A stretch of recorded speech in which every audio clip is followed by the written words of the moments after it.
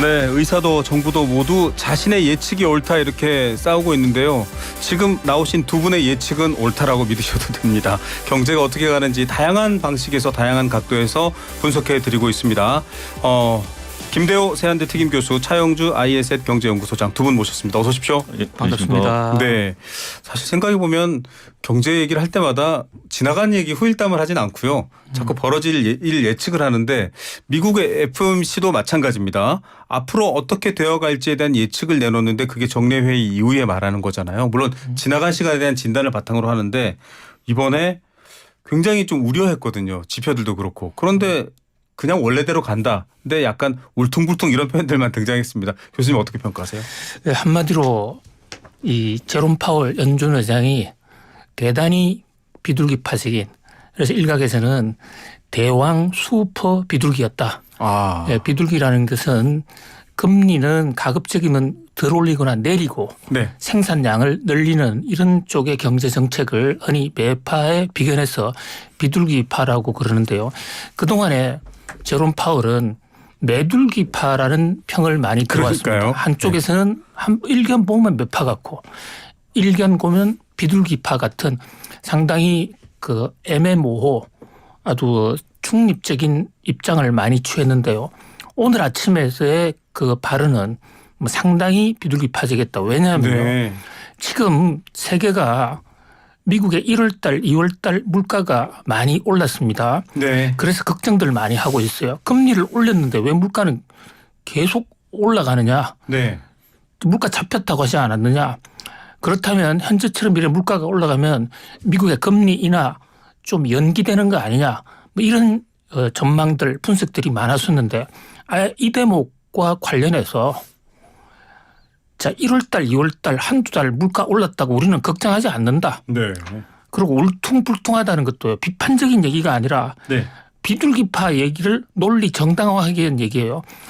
물가가 떨어질 때도 좀 오르고 내리고 하는 이런 요철이 있다. 울퉁불퉁하다. 그래서 1월 달 2월 달 울퉁해서 좀 오른 것 같지만 실제적으로는 물가 계속 하락세에 있다. 네. 따라서 놀라지 마라. 금리 인하도 예정대로 할 것이다 라는 이런 강력한 메시지를 줬고요. 그다음에 또 지금 FOMC에서 중요한 현안 중에 하나가 금리보다도 더 당면한 과제가 네. QT라고 그래서 QT. 예, 퀀터티티브 타이트니스 양적 긴축입니다. 그동안에 풀었던 돈을 다시 빨아들이는 건데요. 네. 샀던 채권을 다시 내다 파는 거거든요. 예. 요게 지금 이 양적 긴축을 언제 중단할 것이냐 하는 것이 이슈였는데 이번에 제롬 파월 연준 의장이 우리 QT 줄이는 거 네. 검토했다. 상당한 공감대가 있었다. 네. 그리고 6월 달쯤이면 가시적인 결과가 나올 것이다. 예, 금리 때문에 많이 파묻혔지만 QT에 대해서 이렇게 그 자신감 있게 QT를 대폭 줄일 것이다. 긴축을 줄인다는 얘기는 더 이상 시중의 자금 사정을 어렵게 하지 않겠다라는 얘기거든요. 네. 그것은 금리 인하 못지않게 비둘기파적으로 받아들여진 겁니다. 거기다 이제 마지막 하나 점도표 전망이 미세하게 보면 점도표상으로는 금리 인하 전망이 좀 줄었어요. 네. 그러니까 중간값은 똑같다고 그러지만 가중평균치는 좀 올라갔습니다. 그런데 그 올라간 정도가 매우 미미해서 네. 올해 3번 정도 금리 인하가 될 것이다 네. 라는 컨센서스. 당초 시장에서 우려했던 것은 야 여기 2번으로 줄어드는 것이 아니야 그렇죠. 했는데 물론 금리 인하 속도가 조금 늦어질지는 모르지만 올해 3번이야. 걱정하지 마. 이런 것들이 강력하게 비둘기파 신호로 받아들여졌다. 이렇게 평가할 수 있습니다. 예. 점도표 3번 금리나 유지된 점에 시장은 안도했다 뭐 이렇게도 반응하더라고요. 예, 그렇습니다. 일단 뭐 2번 정도로 이제 줄어드는 게 아닌가 싶었었는데 오늘 이제 그 아침부터 나온 이제 뉴스들의 헤드라인을 보면 3번 유지. 네. 그래서 안심 뭐 이런 얘기들이 좀 나오면서 오늘 이제 국내 주식시장 같은 경우 전반적으로 상승하는 이제 분위기가 연출이 됐다라고 말씀드릴 수가 있겠고 성장주들이 올라갈 때 오늘 그 방송계에서는 어떤 얘기가 나왔냐면 결국 미국의 금리 인하에 대한 기대감들이 네. 반영되는 게 아니겠냐 이런 얘기가 나왔죠. 물론 그 그 연결성은 좀 고민해 봐야 되겠지만 저는 이 부분으로 좀 봐야 될 것 같아요. 지금 이제 교수님께서 지금 현재 현상들을 잘 말씀해 주셨고 그다음에 그 현재 우리가 보게 된다라면 이게 이제 앞으로 이제 어떻게 될 것인가에 대한 예측의 영역으로 살짝 이제 조금 넘어가야 되는 거 아니겠습니까? 네. 근데 혹시 비둘기가 잡식성인 거 알고 계십니까? 제가 학교 근처에서 본 비둘기들은 못 먹는 게 없었습니다. 네, 잡식성인데 비둘기가 먹는 그 음식, 네. 그 먹는 그 먹거리에 따라서 비둘기 고기 맛이 달라집니다. 아, 예. 굉장히 이게- 전문적인 영역으로 가고 예, 있습니다. 그래서 저도 이제 그 시골에 계신 어르신한테 들었어요. 네. 이게 벌레를 많이 잡아 먹을 때는 네. 아무래도 사람이 이제 그 비둘기 고기를 먹기에는 좀 그렇고 이제 그 곡식을 많이 먹을 때는 좀 괜찮다 이제 이런 얘기를 좀 들었는데. 뭔가 이 육질이나 육향이 달라지는 거죠. 거다라는 개념인데 네. 이제 지금 이제 교수님 말씀하신 것처럼 이제 파워레이장 이제 네, 제가 네. 이건 좀 표현이 조금 약간 좀 오버했다라고 생각이 좀 들긴 합니다만 결국 이제 비둘기인데 네. 비둘기도 이제 거기서 이제 변화가 좀 나타날 가능성이 네. 우리가 좀 봐야 되겠죠. 그 변화는 뭐냐? 미국의 대선과도 연결시켜서 좀 봐야 될 것 같고 그렇죠. 전반적으로 보게 된다라면 이제 지금 미국도 상업용 부동산의 문제에 대한 어떤 그런 압박감 네. 여러 가지 부분들에 대해서 이제 지금 압박들이 들어오겠죠. 네. 월가에서도 압박이 들어오고 백악관에서도 압박이 들어오고 여러 가지 이제 압박들이 들어오고 뭐 트럼프 전 대통령이라고 해서 뭐 가만히 있겠습니까? 그렇죠. 여러 가지 이제 얘기들이 좀 들어오는 상황이다라고 본다라면 지금 일단 전반적으로 자산 시장에서 볼 때는 스케줄대로 가겠다. 이 네. 사람이 혼자 독단적으로 어떤 뚝심 있게 지금 끌고 가기보다는 지금 뭐 그렇다 하더라도 지금 여러 가지 문제들이 산적한 상황에서 우리가 이제 그동안 먹었던 것 중에서 이제 좀 부드러운 먹이로 갈 수밖에 없겠다. 네. 이런 식으로 좀 받아들이고 있는 것 같습니다. 뭐 단순하게만 보는 문제는 아니고 굉장히 복잡한 여러 지표들을 가지고 뭐 경제 정책 전문가들이 얘기를 하고 있는데 비둘기파 매파 저희는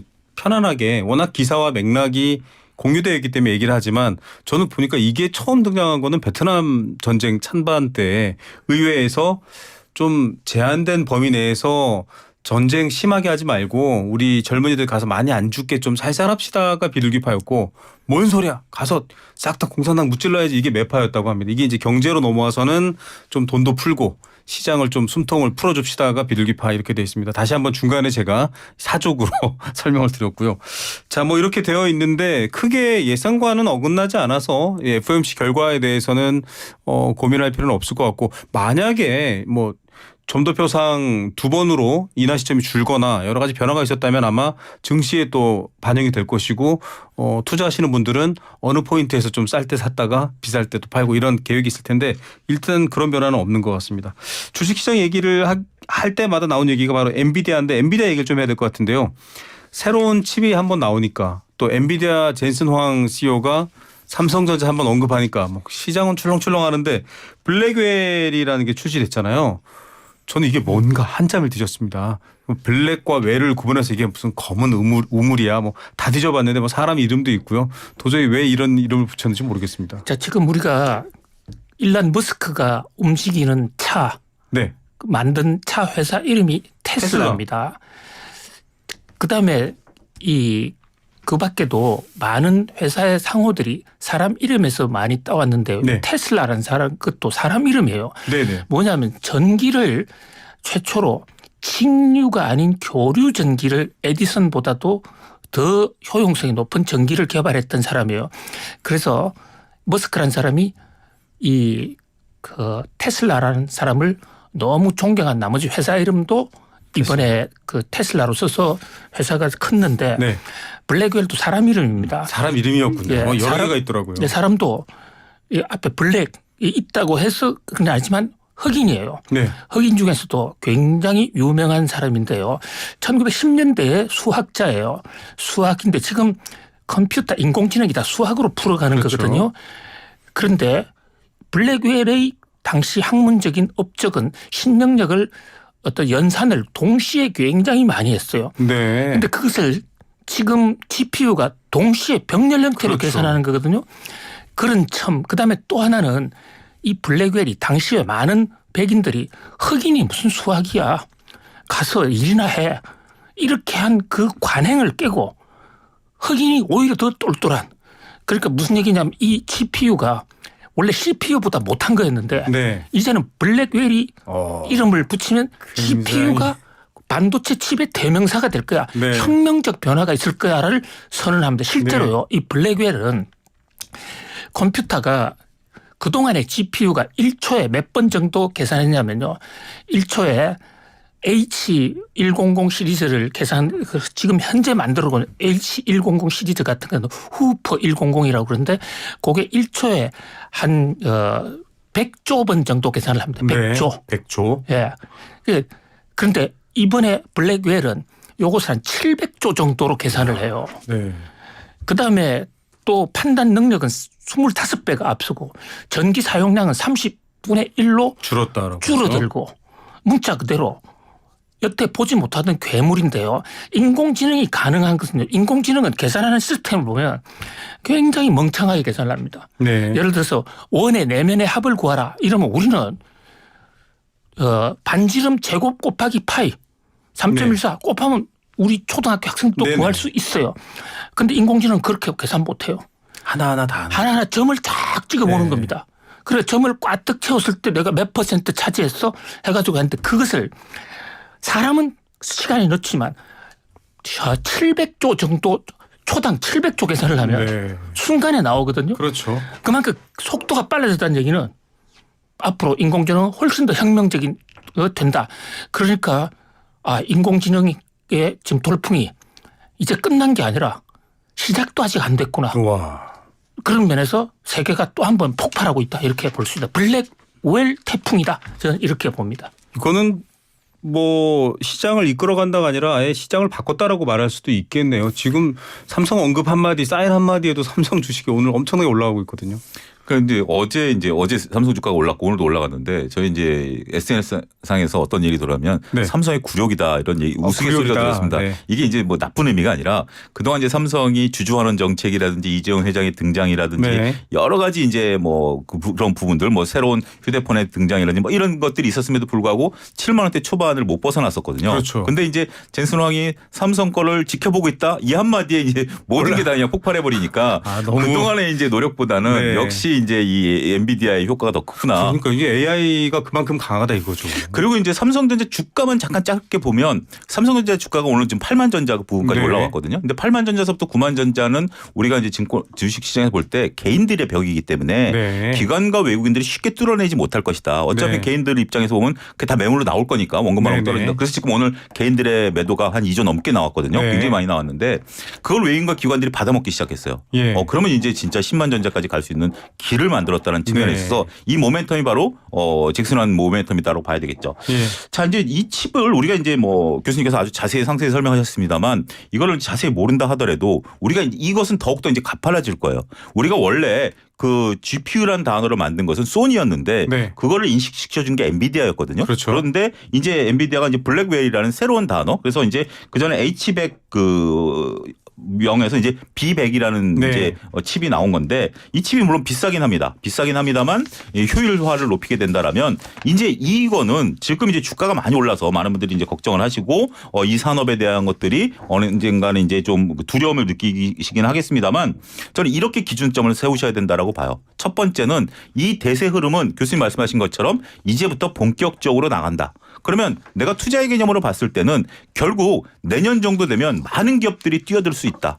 지금 네. 삼성도 지금 이제 이 부분을 개발하고 있고 해서 이제 적용되는 시점은 올 연말 내년 초가 된다라는 거고 그러면 이거와에 동참하기 위해서 두 가지 기업입니다. 하나는 하드웨어 쪽에서 계속해서 급하게 물건을 만들어내려는 그 속도 경쟁이 네. 붙을 것이고 그다음에 이제 소비자 측에서도 본다라면 이거는 공급이 수요를 만든 거예요. 그렇죠. 수요를 만들어 가지고 모든 기업들이 막대하게 투자를 해야 된다라고 본다라면 이 산업의 패러다임은 애플의 초기 패러다임과 크게 다르지 않다라고 네. 본다면 그때 더 무섭다. 특히 이것은 그렇죠. 기업들이 돈을 쓰는 거기 때문에 이 흐름들에 대해서는 우리가 단순하게 우리가 기존에 봐왔던 시스템과는 좀 다른 흐름으로 봐야 되지 않을까 저는 그렇게 말씀드리고 싶습니다. 예.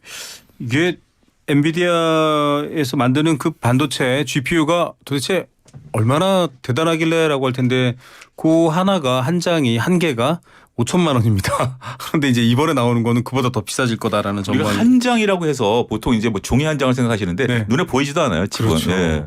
이 정도입니다. 이게 굉장히 앞으로 기술을 이끌어가고 있을 건데 교수님 어떻게 보십니까? 이게 뭐 시장과 시대를 바꾼다라는 차원이 아니라 아직까지 고객 입장에서는 처음에는 안 와닿는다였다가 이제 점점 와닿기 시작하거든요.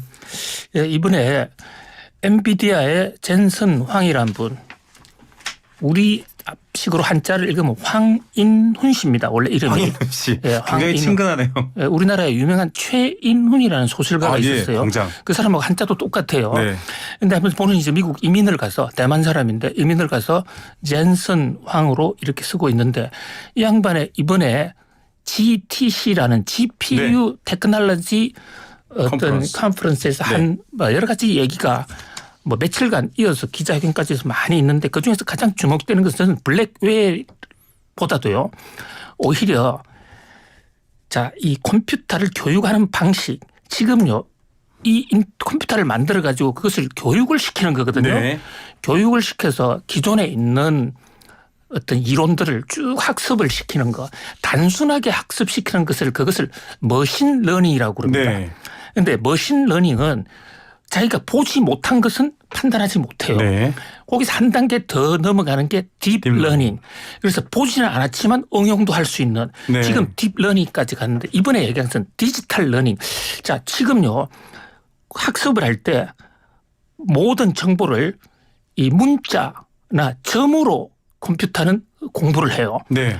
그런데 젠슨 왕이 이제는 사물을 바로 인식하는 시스템으로 자기 도전하고 있다. 네. 그러면 지금은 동영상 그림을 보면 그 동영상에 찍혀 있는 화소의 배치, 네. 그다음에 숫자 이걸 가지고 인식을 하는데 바로 돌을 보고 돌로 인식하는 그런 시대도 온다.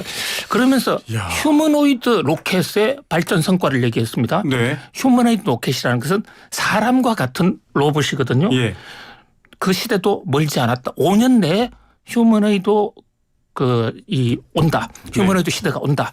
뭐 그런 면에서 AI 시대는 뭐 선택의 문제가 아니고 저는요 이 스티븐슨이라는 사람이 영국에서 16세기 이럴 때 그 전기기관을 발현해서 그때 산업혁명을 가져왔는데 그때는 인간이 육체로 할 수 있는 것을 대신해 줬어요. 네. 지금까지 우리가 산업혁명의 영향권에 있는데 이번에 이 GPU 혁명은 인간이 정신으로 할 수 있는 것을 대신해 주는 육체보다 훨씬 더 큰 혁명이다. 그러나 주식 투자는 일방적으로 어떤 종목이 계속 오르거나 계속 떨어지지는 않습니다. 특히 엔비디아 같은 경우도 이렇게 엄청난 걸 발표했는데 최근에 주가 별로 좋지 않아요. 네. 그러니까 주식을 생각할 때는 밸류에이션 이 회사 주가가 얼마나 올라 있느냐 이것도 같이 네. 감안해야 되고요. 또 하나는 이러한 인공지능 발전에 따른 사이클 변화. 지금 엔비디아가 잘 나가고 있다고 그러자면 GPU 경쟁자가 생겨버리면 엔비디아도 망할 수가 있어요. 그렇죠. 그럼 그 다음에 제2차 인공지능의 수혜주가 어떤 것이냐 이런 것도 계속해서 좀 팔로잉을 해볼 수가 있다. 맞습니다. 이렇게 메타를 말씀드리고 비롯해서 싶습니다. 네, 예. 다른 회사들 어떻게 그러니까 여러분들도 지금 설명을 들으면서 어려운데라고 하실 수도 있는데요. 기계와 인간은 언어가 다릅니다. 기계는 0과 1로밖에 이해할 수 없습니다. 제가 0과 1로 보여줘야 되고요. 숫자는 그렇잖아요. 수학이라는 게 사과 5개, 귤 2개라고 하지만 컴퓨터는 그걸 5와 2로밖에 못 알아듣거든요. 그러니까 그런 것들을 인간처럼 이해한다. 그러니까 저는 이걸 듣는 순간 굉장히 좀 섬뜩해지는 게 이게 사실은 인간의 어떤 뇌 사고 방식의 하위에 있다라고 생각을 했습니다. 근데 이제 비슷할 수 있다라고 한다면 와 이거는 도움이 되는 쪽에서는 굉장히 이상적일 수 있는데 약간 영화에 등장하는 안 좋은 얘기들도 떠오릅니다. 잠시. 여기 우리가 좀 무서운 게 뭐냐면 지금 그 교수님께서 설명하신 그 방식이 우리가 전혀 모르는 방식이 아니에요. 이미 이 방식은 오래전부터 우리가 개발해낸 방식입니다. 네. NPU라는 반도체도 있었고 이것을 어떻게 하면 우리 인간과 기계가 이해할 수 있는가라는 것에 대한 연구는 어느 정도 지금 있었구나. 완성이 돼 있는 상태예요. 네. 문제는 그것을 구현하는 하드웨어가 못 따라왔다는 거죠. 네. 저희도 말씀드렸다시피 알파고는 10년 전에도 있었어요. 네. 근데 10년 전의 로직과 지금의 로직은 똑같아요. 다르죠. 비슷해요. 똑같습니까? 비슷합니다. 10년 전에 알파고 로직과 지금도 하는데 네. 지금 이게 이렇게 그 우리가 이제 챗비치라는 게 폭발한 게 GPU 때문에 그래요. 아, 그때 당시만 그때 당시만 네. 하더라도 이 하드웨어가 그걸 구현하는 방식이 굉장히 느렸습니다. 네. 그러다 보니까 못했는데 지금은 우리가 엔비디아 GPU H100에서 지금 B100까지 나오는 시간이 단축이 됐잖아요. 네. 이 속도는 더욱더 빨라질 겁니다. 그러면 이미 연구 결과와 논문들이 있는 상태에서 어떤 하드웨어를 개발해야 되는지가 지금 명확해졌어요. 네. 그러니까 소프트웨어 하드웨어를 동시에 개발하는 게 아니라 하드웨어만 개발하면 돼요. 그러니까 네. 이 속도가 더 빨라질 수밖에 없다라는 것을 우리가 잘 모멘텀을 보셔야 되지 않을까 싶습니다. 하드웨어가 소프트웨어를 다 빨아들이는 네. 느낌처럼도 다가오네요. 자, 더 어려운 얘기지만 여기까지 하겠고요. 예전에 무슨 90년대 말에 그 인공지능 올림픽도 있었잖아요. 이렇게 사과 그림 하나 놓고 어느 컴퓨터가 더 정확하게 맞히는지 아주 원초적인 게임 경기였는데 관심이 높았거든요.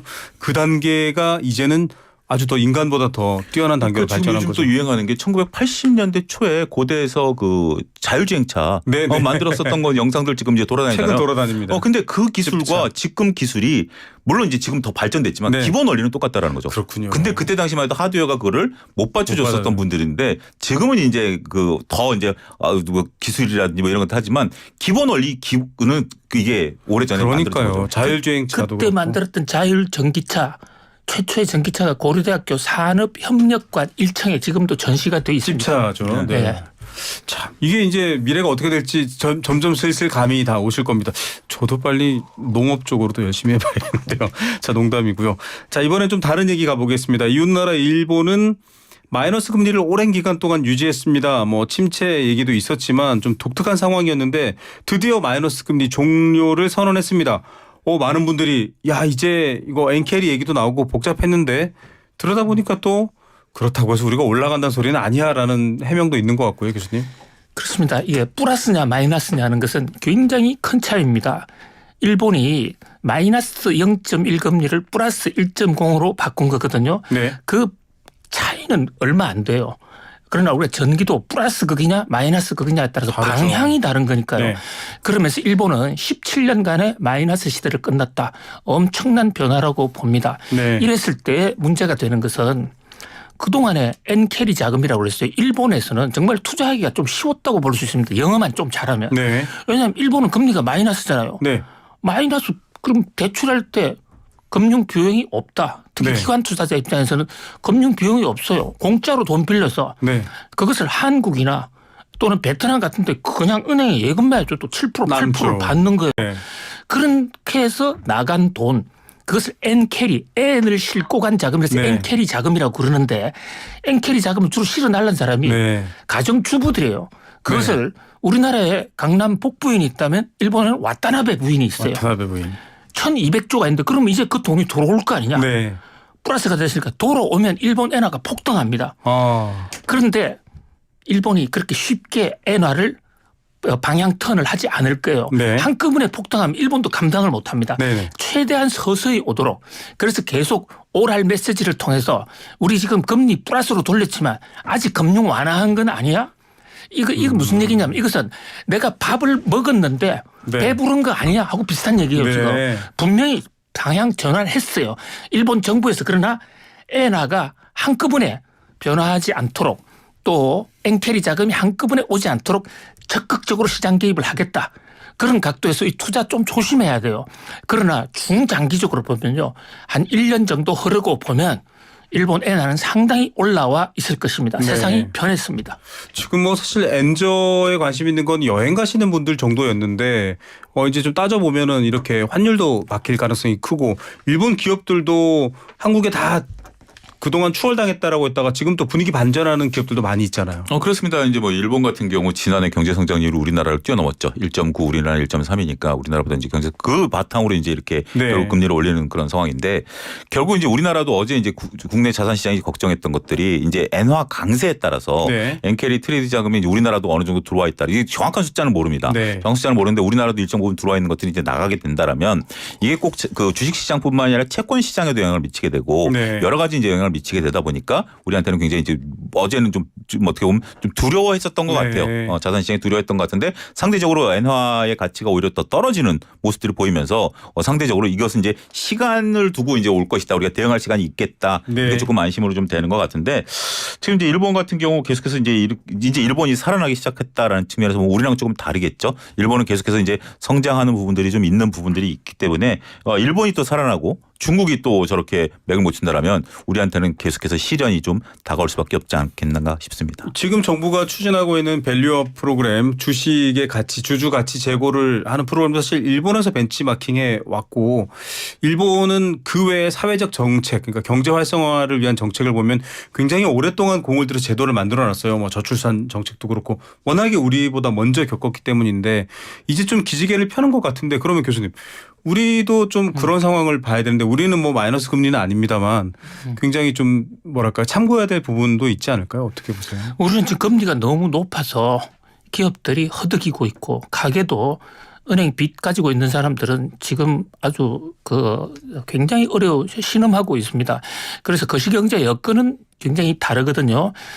그런데 금리가 높거나 낮거나 이런 걸 떠나서 일본의 지금 앵커님 말씀하신 사전 준비. 네. 일본은 상당히 이 디플레에 벗어나기 위해서 아베노믹스라고 해서 이른바 세계의 화살. 네. 금융, 재정 그리고 각 분야에서의 통합 팽창 정책 오랫동안 준비해 왔거든요. 네. 또 1억 총활약 사회에서 인구를 늘리기 위한 정책. 네. 특히 주목되는 것은 좀 부러운 것은요. 최근에 이 일본에서 춘투가 벌어지고 있어요. 네. 봄마다 임금 협상을 하는데 네네. 보통 임금 협상하면 노조는 많이 올려달라. 네. 그리고 기업은 안 돼. 이거잖아요. 지금 일본의 춘투는 기업은 3% 올리자는데 안에 5% 올려야 돼. 지금 이런 싸움을 하고 있다고요. 네. 정부가 앞장서서 또 임금을 끌어올리려고 하는 네. 이것도 사실은 이제 인플레를 극복하기 위해서 나온 그렇죠. 오래된 아베노믹스 정책 일환이거든요. 그러니까 좀 적극적이기보다는 좀 더 긴 호흡으로 정책을 가져가야 된다. 다만 일본의 상황과 한국의 상황은 다르기 때문에 그대로 뺏기는 것은 별로 의미가 없다. 그렇죠. 우리는 우리의 방식이 있고 또 경제 조건이 다릅니다. 수출입으로 먹고 사는 건 비슷하지만 또 굉장히 다른 측면이 있고 인구 구조도 다르고요. 그래서 이것도 좀 생각해 보면 좋을 것 같고요. 그다음에 물가 얘기는 늘 뭐 마무리하면서 한 번씩 여쭤봤는데 곡물 가격 또 지수가 있고 여러 가지 있잖아요. 우크라이나 전쟁 때부터 시작해서 굉장히 폭등했었고 우리도 힘들었는데 최근에는 세계 곡물 가격이 한 30% 이상 떨어졌다라고 얘기를 하는데 여전히 장 보러 가시는 분들은 안 싼데 이러고 있거든요. 어떻게 보세요? 그러니까 이게 지금 이제 괴리감인데 시간적인 괴리감인데 우리가 이제 이 부분 좀 비판적인 시각을 좀 가져야 될 것 같아요. 기존에 이제 이런 이제 식품 회사들이 원래 이제 원재재 가격이 올라가면 네. 원재 가격이 어느 정도까지 올라온 다음에 그 원재 가격을 반영해서 그 소비자 가격을 올렸습니다. 네. 그럼 소비자 가격을 올린 상태에서 원재 가격이 떨어지면 그만큼 이제 이득을 봤었죠. 네. 그러다가 이제 서서히 원재 가격이 또 올라오면 그런 식으로 지금 이제 지속적으로 원재 가격이 올라왔었으니까 네. 그런 방식들이 했는데 지금 최근에 우크라이나 전쟁이라든지 이런 것들 때문에 원자력이 급등했다 떨어지는 과정에서 이 네. 변동성이 굉장히 커졌거든요. 근데 지금 이제 이들이 얘기하는 것은 기업 입장에서는 지금 이제 우리가 원재 가격이 떨어졌는데 왜 니네 이 가격을 안 내리냐라고 하는 건데 그들 입장에서는 뭐 전기료라든지 인건비가 올라갔다 이런 얘기들을 해요. 근데 이거는 고정비와 변동비를 우리가 구분해 볼 필요가 있습니다. 예. 인건비하고 전기료는 고정비성이에요. 네. 고정비성이고 여기에 따라서 지금 이제 우리가 뭐 밀가루라든지 라면을 재료, 만드는 데 있어서 그런 것들. 가장 큰 게 결국 곡물가인데 이건 네. 변동비거든요. 네. 그럼 변동비에 따라서 이걸 오르락내리락 해야 되는데 물론 이제 경제학에서 보면 이제 메뉴 코스트라는 게 있습니다. 이것을 다시 이제 우리가 가격을 책정하고 모든 포장을 바꿔야 되고 뭐 이런 비용들까지 들어가야 되죠. 단순하게 네. 30% 빠졌으니까 가격이 30% 빠지는 게 아니라 그렇죠. 인쇄도 다시 해야 되고 광고도 다시 해야 되니까 맞아요. 그런 비용까지 이제 따지기는 해야 되긴 하겠습니다만 전반적으로 제가 볼 때는 식품계에서는 올라갈 땐 빨리 올라가고 떨어질 땐 좀 늦게 떨어지는 거에 대해서는 약간 그들도 조금 그 논리가 부족하다. 저는 그렇게 이 말씀드립니다. 프로그램 듣는 분들이 주유소 가면 항상 그런 불만을 얘기하세요. 국제유가 떨어졌다더니 이러시거든요, 교수님. 그게 참 안타까운 일입니다. 지금 우리 물가가 높아서 서민들의 고통이 가중되고 있는 상황인데 일각에서는 충분히 원가가 떨어졌음에도 불구하고 가격은 더 높이 받는다. 특히 그중에서도 대표적인 일각에서는 악덕 업종이라고까지 얘기를 합니다. 이 식품의 경우에는요, 경제학적으로 수요의 가격 탄력성이 굉장히 낮아요. 이게 네. 학문적으로 무슨 얘기냐면 가격이 오르거나 내리거나 네. 먹어야 되는 걸 줄이거나 늘릴 수가 없는 거예요. 그렇죠. 그런 약점이 있는 겁니다. 그러니까 코로나 때 또 우크라이나 때 원가가 오르니까 원가 이상으로 가격을 막 올려놨으면 원가가 올려서 어떤 그 밀값이 올랐으니까 식품 가격이 올렸다. 그러면 떨어졌으면 좀 신속하게 반응해야 될 텐데 반응하지 않고 있는 겁니다. 네. 그 수요에 가격 탄력성이 없어서 그런 것도 있지만 또 한편으로는 이게 공급업체들이 시장 독과점이 되어 있기 때문에 네. 선진국의 경우에는 누구든지 라면을 만들 수 있고 근데 우리는 그게 몇몇 회사에 국한돼 있지 않습니까? 대형 기업, 대형 유통망으로 굴러가거든요. 예, 그런 면에서 유통의 독과점 또 제조의 독과점 이것을 정부 차원에서 좀 구조적으로 어떤 개선할 필요가 있다 이렇게 봅니다. 예, 이런 건 정말 좀 나서야 되는 문제인데요. 슈링크플레이션 얘기도 들으셨지만 오히려 자꾸 기업은 이익을 추구하고 물론 그게 기업의 존재 목적이지만 국민과 동떨어져 버리면 과연 누가 받아들일 수 있을까요? 이 부분도 좀 고민해 봐야 될 것 같습니다. 오늘 두 분과 블랙웰 얘기하면서 정말 뜨겁게 시작했다가 세상은 이렇게 빨리 변하고 있는데 물가 얘기하고 다른 얘기하다 보면 또 아직도 멀었네 이런 생각도 드는데요. 오늘 저녁 또 라면 끓여 드셔야지 야식으로. 야, 이제 저는 아직은 라면이 굉장히 먹고 싶은데요. 알겠습니다. 오늘도 두 분 말씀 감사히 잘 들었습니다. 고맙습니다. 네, 세한대 김대호 특임 교수, 차영주 ISN 경제연구소장 두 분과 함께했습니다.